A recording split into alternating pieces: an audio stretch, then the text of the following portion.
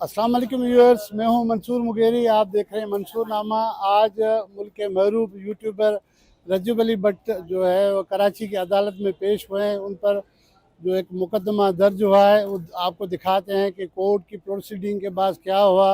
वो उनके वकील जो है नामवर वकील बैरिस्टर अली अशफाक साहब वो भी उनके साथ हैं। आइए हम आपको कोर्ट की प्रोसीडिंग दिखाते हैं कि आया उनको बेल मिलती है या बेल नहीं मिल के उनको उनको जेल रवाना किया जाता है। आइए आपको दिखाते हैं। आपने रजब अली को यहाँ पर जो है वो एज अ वकील ज्वाइन किया, तो आज कोर्ट में क्या हुआ? मंसूर बुगीरी साहब, अस्सलाम वालेकुम। सबसे पहले thank you very much to the entire Sindh, to the entire Karachi. जिस तरीके से आप लोगों ने यहाँ पे हमें बड़ा फोर्थ कमिंग और ओवरवेलमिंगली जो है वो हॉस्पिटैलिटी की है, उसके लिए बहुत शुक्रिया। दूसरी चीज़ ये है कि आप जानते हैं कि रजब अली भट्ट के ख़िलाफ़ यहाँ पे एक प्राइवेट शख्स ने एक हसास नोयत का तौहीन मज़हब का जो मुकदमा दर्ज कराया है, उसका बतौर कोई भी शहरी जो है वो इस तरह का कोई इख्तियार नहीं है कि जहाँ पे कानून वाज़े हो कि जिस सेक्शन के तहत मुकदमा दर्ज किया है वो है 295A। 295A का जो मुकदमा है उसमें ये बड़ा वाज़े कानून है 196 CRPC code of criminal procedure के तहत कि कोई भी ऐसा मुकदमा फेडरल गवर्नमेंट या प्रोविंशियल गवर्नमेंट की जो सैंक्शन है या अथॉरिटी है या ऑर्डर है उसके बगैर दर्ज नहीं हो सकता।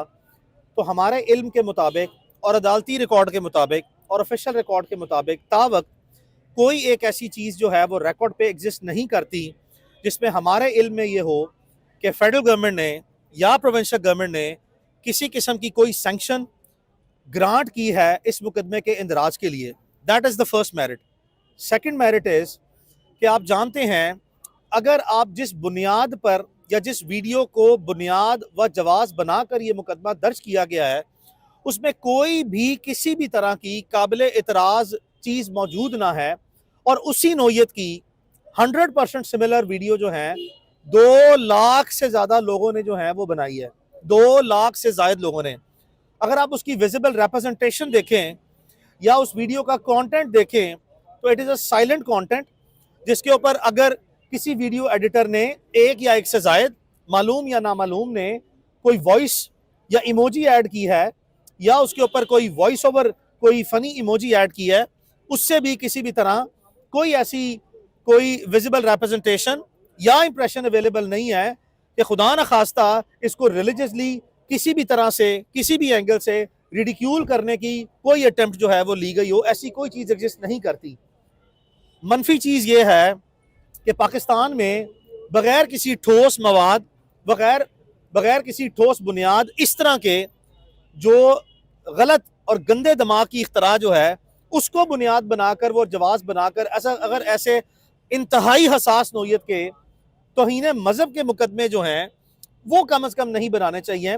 अगर किसी शख्स ने कोई शख्स समझता है कि कोई बाज़ाब्ता तौर पर इस्लामी असूल व शरई कवानीन की बुनियाद पर अगर किसी ने बहुत ही वाज़े तौर पर कोई ऐसे अल्फाज कहे या कोई ऐसा इकदाम किया जो कि किसी भी तरह किसी भी सेक्ट और किसी भी रिलीजन की कोई भी तौहीन कंसिडर की जा सकती है, उस पर भी हमारे उलमा की वाज़े राय लेने के बाद और जो प्रोविंशियल गवर्नमेंट्स हैं इनके मुत्तहिदा उलमा बोर्ड जो है वो एक फोरम है जिसपे इस तरह के तमाम मामला जो हैं वो ज़ेरे बहस आते हैं। उस पर by all possible means Islamic teachings और प्रीचिंग्स की बेसिस पे कॉम्प्रीहेंसिव डेलिब्रेशन करने के बाद जो है वो ये तयन किया जाता है कि क्या कोई ऐसी चीज़ खिलाफ मज़हब या किसी भी सेक्ट की कोई भी तौहीन या कंटेम्प्ट इसमें अवेलेबल है, तो फिर जो है उन शरई जो रिलीजियस ओपिनियन है उसको बुनियाद बनाकर गवर्नमेंट जो है वो सैंक्शन जो है वो देती है।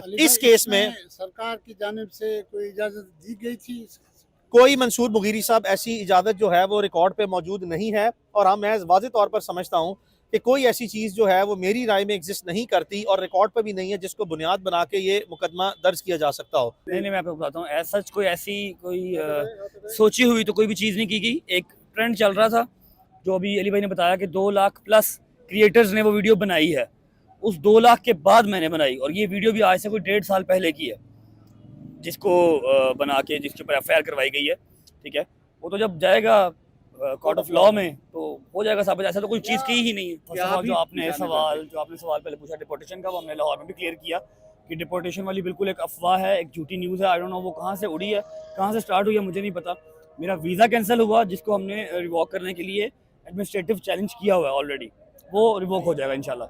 और दूसरी बात कि पिछले 1.5-2 साल में नहीं, पिछले कोई 1 साल के अंदर अंदर 3, 4, 5, 6, 10 जितने भी मुकदमे हुए हैं, और अल्हम्दुलिल्लाह मेरा डे 1 से अली भाई ही लॉयर हैं, ठीक है। और हर मुकदमे में जिसमें हम बरीजुमा हुए हैं, नो एविडेंस के ऊपर बरीजुमा हुए हैं, ठीक है। अब ये आप हिसाब लगा लें कि मैं तो गलत नहीं हूँ, ठीक है। अगर हमारे ऑनरेबल जज साहब ने या ऑनरेबल कोर्ट ने मुझे बरीजुमा किया है, तो इस मीन्स के मेरा कोई कसूर नहीं है। बस हाँ, क्या लोग नज़रों में ज़्यादा खटक रहे हैं, और कोई बात नहीं। कि हमारा किसी कंप्लेनेंट से ना कोई राब्ता वास्ता कभी इस मुकदमे में रहा है, और यकीन मैं आपको दिलाता चलूँ कि हमारी कोई किसी किस्म की नीयत नहीं है कि हम किसी मुद्दई मुकदमा से या दरख्वास्त गुजार मुकदमा से कोई राब्ता करें।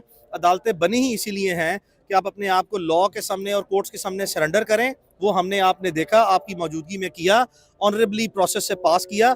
जो रिमेनिंग प्रोसेस है उसमें एडमिनिस्ट्रेटिव इन्वेस्टिगेटिव स्क्रूटनी भी होनी है। और दूसरी बात ये, उसमें कोई ना कोई अगर गवर्नमेंट मुनासिब समझेगी कि अगर उन्होंने सैंक्शन देनी है, और वो भी समझते हैं कि किसी प्राइवेट शिकायत गुजार की दरख्वास्त में कोई वजन या कोई सरकार के रजिस्टर में किसी शिकायत का दर्ज होना कोई चार्जशीट नहीं होती, वो सिर्फ शिकायत का इंदराज होता है सरकारी रिकॉर्ड की यादाश्त के लिए, जिसको हम FIR कहते हैं, इब्तदाई इतलाई रिपोर्ट। FIR इटसेल्फ कोई चार्जशीट नहीं होती, ये सिर्फ एक शिकायत का सरकार के रजिस्टर में इंदराज है। और आप देखेंगे इंशाल्लाह बारिक व ताला कि हम पूरा यकीन रखते हैं, मेरिट्स पे बात कर रहा हूँ, 100% लीगल और रिलीजियस बैकग्राउंड्स को और उनकी कंसिडरेशंस को और प्रिंसिपल्स को सामने रख के कह रहा हूँ, it is a case of absolutely no offence.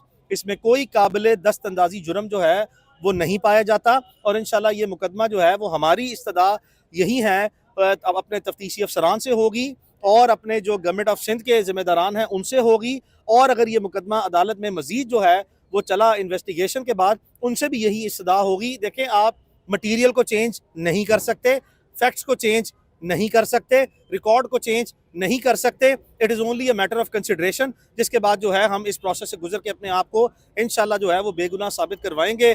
और हमारा किसी शख्स से, किसी भी बैकग्राउंड के लोग से कोई ताल्लुक वास्ता हम किसी भी कंप्लेनेंट से ना हमने माजी में रखा है, और ना ही हम जो है वो इस तरह के कॉम्प्रोमाइज़ पे जो है वो डील करते हैं। व्यूस नामर जो यूट्यूबर हैं रजब अली भट्ट, उनको कराची की अदालत ने बेल दे दी है, ज़मानत 1 लाख मुचलके के एवज उनकी ज़मानत मंजूर की गई है। उनके वकील मियाँ अली अशफाक ने जो दलाइल दिए, जज साहब ने उस पर कोई आर्गूमेंट नहीं किया, उनकी बेल मंजूर कर दी, 1 लाख की ज़मानत हो गई है।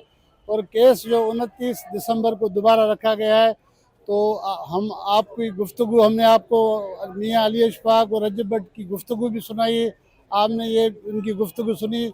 हम हर पेशी पे कोशिश करेंगे कि रजब अली भट्ट के ख़िलाफ़ जो मुकदमा हुआ है उसमें क्या कुछ हो रहा है, हम आपको दिखाते रहेंगे। हमारे यूट्यूब चैनल को देखते रहिए, मंसूरनामा को। जिस दोस्तों ने सब्सक्राइब नहीं किया है तो आज से सब्सक्राइब करना शुरू करें, तो इंशाल्लाह मिलेंगे। अल्लाह हाफ़िज़।